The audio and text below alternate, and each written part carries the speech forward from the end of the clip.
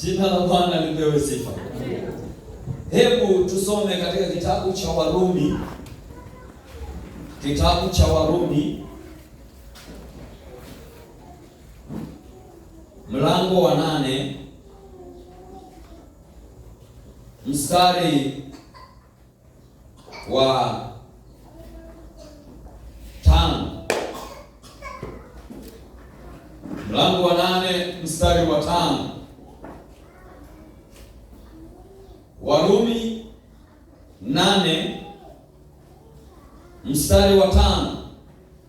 Kwa maana waufuatao mwili huyafikiri mambo ya mwili, bali wale waifuatao roho huyafikiri mambo ya rohoni. Kwa kuwa nia ya mwili ni mauti, bali nia ya roho ni uzima wa milele.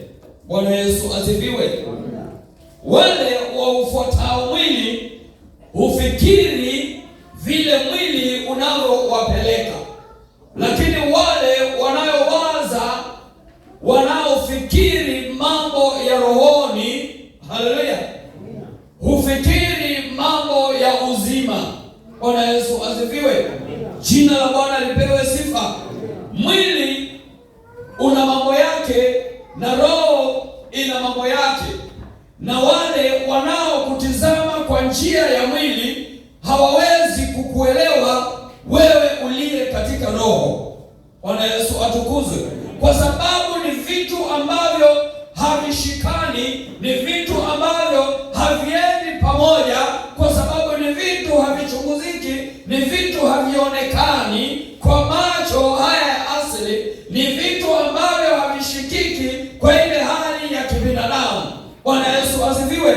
So wanaoona katika mwili, wanaotizama katika mwili hawawezi kujua mambo ya rohoni. Na ikiwa roho itakuongoza, itakuwa inakuongoza vema kuliko vile ungeongozwa na mwili. Bwana Yesu atukuzwe. Bwana Yesu ainuliwe. Nami nimewahi kuona kumbe roho hutosheka, lakini mwili